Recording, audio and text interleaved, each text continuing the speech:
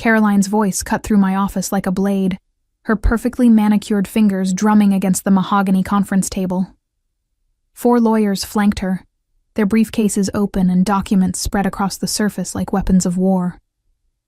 My name is Rebecca Mitchell, and I'm 35 years old. I run a successful architectural firm in Portland, Oregon, where I've spent the last decade designing sustainable buildings and managing complex construction projects. But none of that mattered to my sister Caroline in this moment. What mattered was that our grandfather Winston had died 3 days ago, and she was here to claim what she believed was rightfully hers. I set down my coffee and studied the papers they'd thrust at me. The inheritance waiver was thorough. I had to give them credit. It would sign away any claims I might have to Winston's estate, leaving Caroline as the sole beneficiary of what everyone assumed was a $5 million fortune. The house in Lake Oswego, the vintage car collection, the investment portfolio that had sustained him through retirement. You always knew this day would come, Caroline continued, her blue eyes cold as winter. Winston might have pretended to love his little adopted granddaughter, but blood is blood. The courts will see reason when they understand you're not really family. One of her lawyers, a stern man with silver hair, leaned forward. Miss Mitchell, this is a generous offer. Your sister could contest the will based on biological precedents, but she's willing to avoid litigation if you simply acknowledge the natural order of inheritance. I reached for my tea kettle, the familiar ritual calming my nerves. Caroline had always underestimated me, even when we were children. She saw adoption as a weakness, a mark of being unwanted. She never understood that Winston had chosen me, had seen something in a frightened 8-year-old girl that made him fight to bring me into his family despite Caroline's mother's objections. "Would anyone like tea?" I asked pleasantly, rising to prepare the service. "I have some excellent Earl Grey that Winston brought back from his last trip to London." Caroline's face flushed with irritation. "This isn't a social visit, Rebecca. Sign the papers." I poured hot water over the tea leaves, watching the amber liquid swirl in the delicate china cups. Winston had taught me this ritual during countless afternoons in his study, where he'd shared stories of his travels and business ventures. Those conversations had been more valuable than Caroline could ever imagine. "Of course," I said finally, returning to my seat with the tea service. "I understand completely. You want to finalize everything quickly, settle the estate without complications." I smiled warmly at the lawyers, noting how they shifted uncomfortably under Caroline's expectant gaze. "I'll make sure everything is properly handled tomorrow morning." Caroline's tension visibly eased, mistaking my calm for surrender. She had no idea that tomorrow morning would bring revelations that would shatter everything she thought she knew about our grandfather's true wealth. The years leading up to this moment had been filled with subtle signs that Caroline chose to ignore. While she focused on her social life and spending Winston's money on designer clothes and expensive vacations, I had quietly built a relationship with our grandfather that went far beyond family dinners and holiday visits. It started when I was in college, studying architecture at the University of Oregon. Winston had mentioned during one of our weekly coffee meetings that he was considering some property investments in Europe. His eyes lit up when I showed genuine interest in the market analysis and urban planning aspects of real estate development. "Most people see buildings as just structures," he'd said, stirring sugar into his coffee. "But you understand that they're part of a larger tapestry, connected to economics and culture and human needs." That conversation led to another, and then another. Soon I was helping him research international markets, analyzing property values in London, Barcelona, and Singapore. Caroline never paid attention to these discussions when they happened during family gatherings. She was too busy checking her phone or complaining about her latest relationship drama. "Rebecca's always been such a little bookworm," she'd say dismissively when Winston tried to include her in our conversations about overseas investments. "I don't understand why you bother with all those boring business talks." Winston would catch my eye across the dinner table, and I'd see something flicker there. Disappointment, maybe. Or recognition of something fundamental about Caroline's character that he was only beginning to fully understand. The real turning point came 2 years ago, during Caroline's birthday party. She'd demanded an expensive celebration at the most exclusive restaurant in downtown Portland, insisting that Winston pay for her friends' meals and drinks. When the bill arrived, she didn't even look at the total before sliding it across the table to him. "Thanks, Grandpa," she'd said breezily. "You're the best." Later that evening, as I helped Winston to his car, he'd been unusually quiet. "She's never even asked about my health," he said finally. "Never wondered if I'm managing financially. Never offered to help with anything. She just assumes the money will always be there." I'd driven him home that night, and we'd talked for hours in his study. He'd shown me documents I'd never seen before, property deeds and trust agreements that painted a picture of wealth far beyond what any of us had imagined. The domestic assets Caroline knew about were just the tip of the iceberg. "I've been thinking about the future," Winston had said, his voice thoughtful. "About what legacy really means, and who truly understands the responsibility that comes with wealth." Over the following months, those conversations became more frequent and more detailed. Winston began sharing the full scope of his international holdings, explaining how he'd quietly built a global real estate portfolio worth over $20 million. Properties in London's financial district, luxury developments in Barcelona, commercial buildings in Singapore's business center. "Caroline sees money as something to spend," he'd observed one afternoon. "But you understand that wealth is a tool for creating something lasting." The transformation in our relationship had been gradual but profound. What started as investment discussions evolved into something much deeper. Winston was preparing me to inherit not just his wealth, but his vision for how that wealth should be used. 6 months before his death, Winston had called me to his study for what he described as an important conversation. The room was lined with legal documents, and his attorney, James Crawford, was present via video conference from London. "Rebecca," Winston had begun, his voice steady, despite his declining health, "I need you to understand something about your sister that I've been reluctant to acknowledge." He'd pulled out a folder containing printed emails and text messages. Caroline's communications with him over the past year, all focused on money. Requests for shopping trips, demands for vacation funding, complaints about her credit card limits. Not once had she asked about his well-being or expressed gratitude for anything beyond the financial support. "She sent me this last week," Winston said, showing me Caroline's latest message. It was a terse demand for advance inheritance money to buy a new car, written with the casual entitlement of someone ordering coffee. She doesn't even sign it with love. The contrast was stark when he showed me my own messages from the same period. Questions about his doctor's appointments, offers to help with grocery shopping, thank you notes for advice he'd given me about work challenges. The difference in tone and content was unmistakable. "I've made some decisions," Winston had said, sliding a thick stack of documents across his desk. "The international properties, the offshore accounts, the real estate trusts I've built over the past 15 years. They're all being transferred to you." I'd stared at the papers in shock.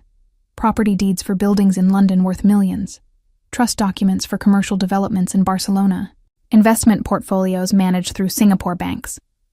The scope was staggering. "Winston, I can't accept this," I'd protested. "It's too much. Caroline is your biological granddaughter." His expression had hardened. "Biology doesn't determine character, Rebecca. You've shown me respect, genuine care, and understanding of responsibility. Caroline has shown me that she views me as a bank account with legs." James Crawford had explained the legal structures Winston had carefully constructed. The domestic assets, the visible wealth that Caroline knew about, would go to her through the traditional will. But the international holdings, the real wealth, had already been transferred to me through a complex series of offshore trusts and foreign corporations. "This has been planned for 3 years," Crawford had explained. "Every transfer was legal, documented, and structured to withstand any challenge. Caroline's lawyers will find nothing irregular about the domestic inheritance because it follows standard probate procedures."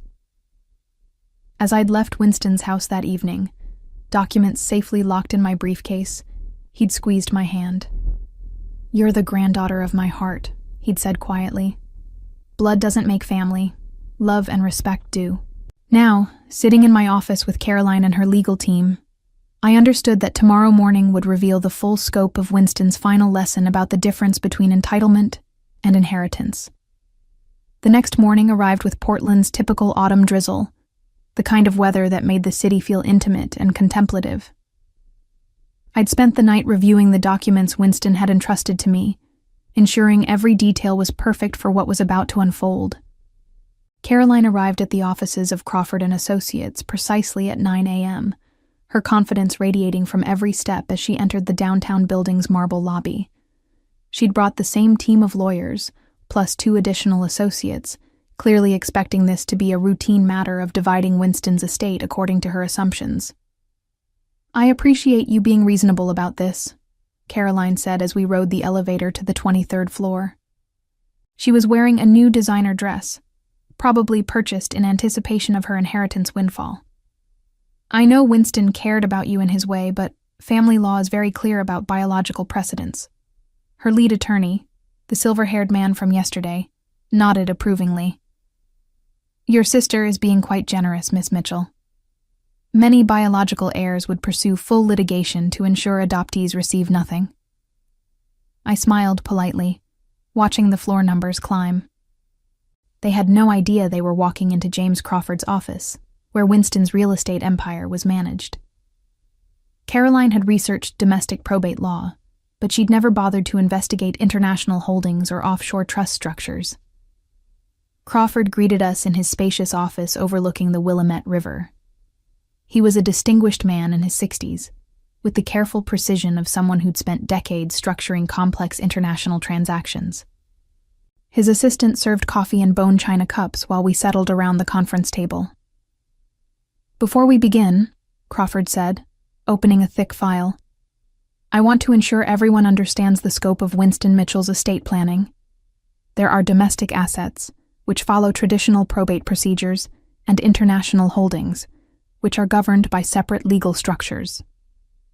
Caroline's lawyer leaned forward eagerly. "We're prepared to handle any complications. Our research shows the estate consists primarily of the Lake Oswego residence, vintage automobile collection, and domestic investment portfolio valued at approximately $5 million. Crawford nodded thoughtfully. "Yes, those are the domestic assets. They will indeed go to Caroline as the biological heir, minus taxes and administrative fees." He paused, studying the papers before him. "However, that represents roughly 20% of Winston's total wealth." The room fell silent. Caroline's confident expression flickered, replaced by confusion. "What do you mean, 20%? "Winston Mitchell built an extensive international real estate portfolio over the past 15 years. Crawford continued, his voice professionally neutral. "Properties in London's financial district, commercial developments in Barcelona, luxury residential buildings in Singapore. The total value exceeds $20 million. One of Caroline's lawyers cleared his throat. "If these assets exist, they would still be subject to inheritance law. Biological precedents would apply." Crawford smiled slightly. "That would be true if the assets were part of Winston's estate. However, they were transferred to Rebecca Mitchell through a series of offshore trusts and international corporations 3 years ago. Winston maintained control during his lifetime through management agreements, but legal ownership transferred upon execution of the trust documents." I watched Caroline's face transform as the implications sank in. Her confidence crumbled, replaced by disbelief and growing panic. "That's impossible. He never mentioned any international properties to me."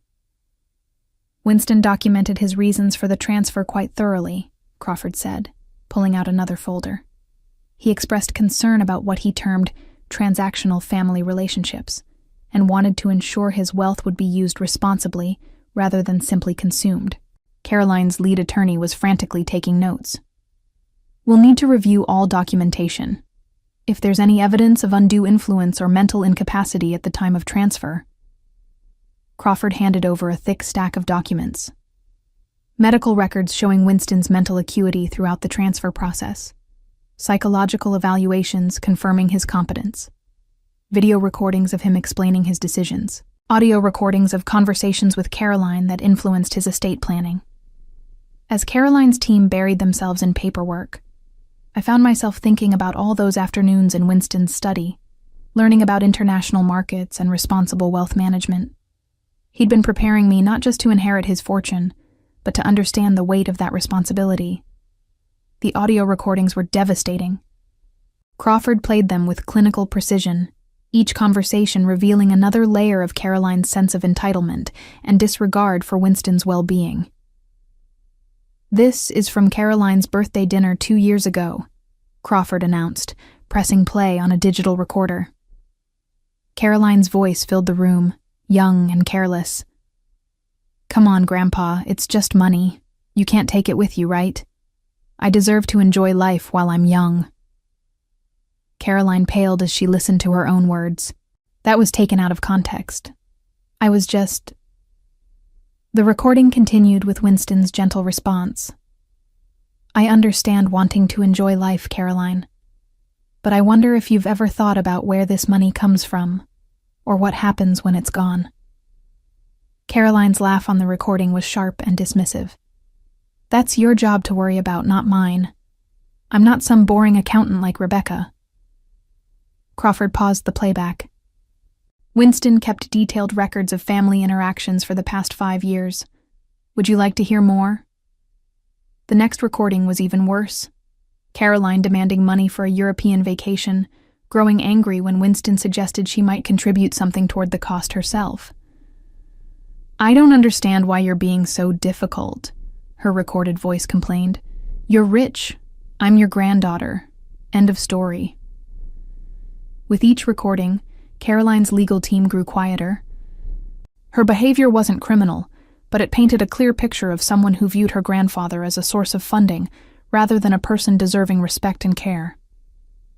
"These recordings span 3 years," Crawford explained. "They document a pattern of transactional interaction that troubled Winston deeply. He began to fear that leaving his wealth to Caroline would result in its rapid depletion through careless spending." In contrast, Crawford played recordings of my conversations with Winston, discussions about sustainable building practices, questions about his health, expressions of gratitude for his guidance. The difference was striking and undeniable. Winston often mentioned Rebecca's genuine interest in his well-being, Crawford noted. She was the only family member who ever asked about his doctor's appointments or offered to help with daily tasks as his health declined. Caroline's lead attorney was scrambling now, searching for any legal foothold. Even if the international transfers were legal, surely the emotional manipulation... There was no manipulation, Crawford interrupted. Winston initiated the estate planning process independently. He consulted multiple attorneys, underwent psychiatric evaluation, and carefully considered his options over several years. He pulled out Winston's handwritten letter, his final explanation for his decisions. Crawford's voice was steady as he read, "I have learned that blood relation does not guarantee love, respect, or responsibility. Rebecca has shown me the kind of person I hope to have as my legacy. She understands that wealth is a trust to be stewarded, not a prize to be consumed." Caroline stood abruptly, her chair scraping against the floor. "This is insane. You're telling me that some adopted stranger gets $20 million while I get table scraps?" "You're receiving the domestic estate," Crawford corrected. "After taxes and fees, approximately $4.2 million. Many people would consider that a substantial inheritance." But Caroline wasn't listening to reason anymore. Her face was flushed with rage and humiliation. She manipulated him. She spent years poisoning his mind against his real family. This has to be fraud. Crawford's expression remained professionally neutral, but I could see the distaste in his eyes. Winston's decision-making process is extensively documented. 3 independent attorneys reviewed the transfers. 2 medical professionals certified his mental competence. The structure is legally bulletproof.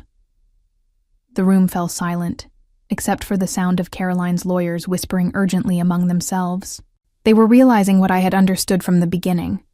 Winston had planned this revelation carefully, ensuring that Caroline would learn about her sister's inheritance in the most humbling way possible. The final blow came when Crawford opened his laptop and displayed a video call from London. James Crawford Jr. appeared on screen from his office overlooking the Thames, surrounded by property documents and architectural plans. "Good morning, everyone," the younger Crawford said with crisp British efficiency. "I'm calling to confirm receipt of Rebecca's signed management agreements for the London portfolio. We're ready to proceed with the Barcelona expansion whenever she's prepared to visit the properties." Caroline stared at the screen in disbelief. "Barcelona expansion?" "The trust documents include provisions for growth," Crawford Sr. explained. Winston believed Rebecca would not only preserve his wealth, but build upon it responsibly. The international portfolio is structured to support continued development. I had remained silent through most of the meeting, but now I felt compelled to speak. "Caroline, I never wanted things to happen this way. Winston hoped you would show interest in something beyond his money. He waited for you to ask about his health, his interests, his life." Caroline's voice was hoarse with emotion. "You planned this. You turned him against me." "I spent time with him," I replied quietly. "I listened when he talked about his travels, his business experiences, his dreams for the future. You were always too busy or too bored to engage with anything that didn't involve immediate financial benefit." Crawford pulled out the final document, Winston's personal letter to Caroline. "He wanted you to receive this after learning about the international holdings." Caroline's hands shook as she read Winston's words. "My dear Caroline, I have left you well provided for, but I could not entrust my life's work to someone who sees money as entertainment rather than responsibility. Perhaps this disappointment will teach you what my love and patience could not, that relationships require more than biological connection. They require mutual respect, genuine care, and recognition that other people are more than sources of personal benefit." The letter continued with Winston's hopes for Caroline's future growth, but she crumpled it without finishing, tears of rage and humiliation streaming down her face. Her lead attorney made one final attempt. "We reserve the right to challenge these transfers through international courts. We'll investigate every aspect of this arrangement." Crawford nodded politely. "That is certainly your right. However, I should mention that challenging the international trust would require litigation in 3 separate jurisdictions: London, Barcelona, and Singapore. The legal fees alone would likely exceed the value of Caroline's domestic inheritance." The mathematics of revenge were elegant in their simplicity. Winston had ensured that any attempt to contest his decisions would be financially ruinous for Caroline, while the international holdings remained safely beyond the reach of domestic courts. As Caroline's legal team packed their documents in defeat, she turned to me with eyes full of hurt and fury. "This isn't over, Rebecca. I'll find a way to prove you manipulated him." I met her gaze steadily. "Winston made his choice based on our behavior over many years.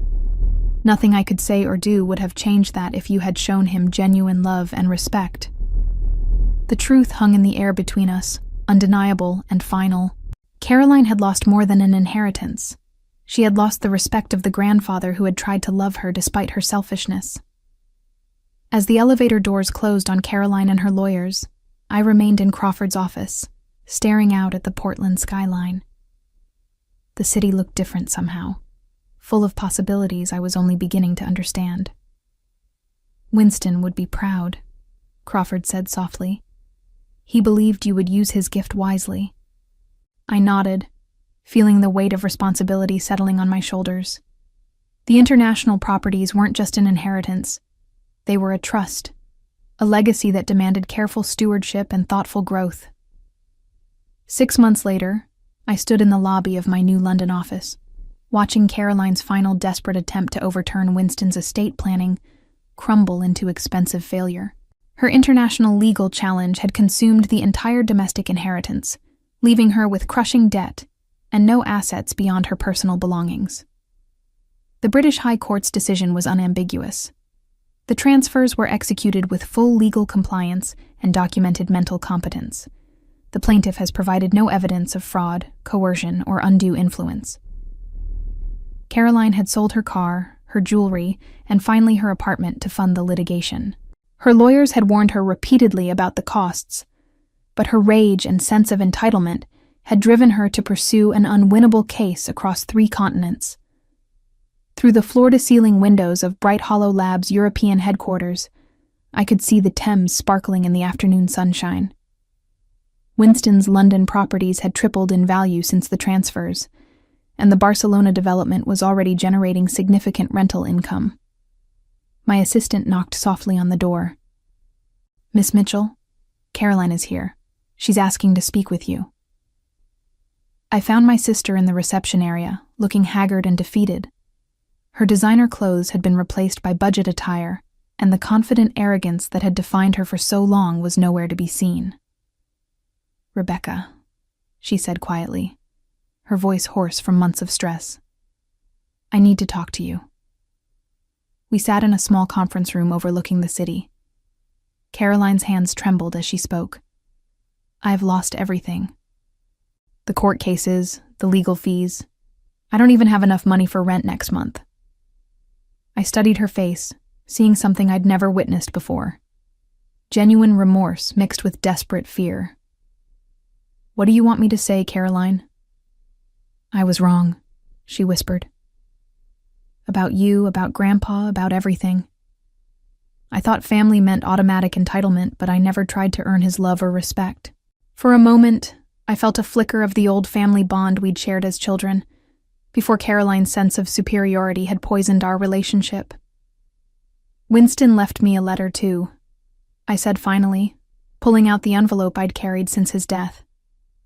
"He wrote it knowing you would challenge the inheritance, knowing you would lose everything in the process." Caroline's eyes widened as I read Winston's words. "Rebecca, if you are reading this to Caroline, it means she has learned the hard lesson I could not teach her through love alone. She is still my granddaughter, and I hope this experience will transform her understanding of what family truly means." The letter continued with Winston's instructions: a trust fund that would provide Caroline with basic living expenses, contingent on her demonstrating genuine change through community service and personal growth. "He never wanted you to be destroyed," I explained. "He wanted you to learn the difference between earning something and expecting it."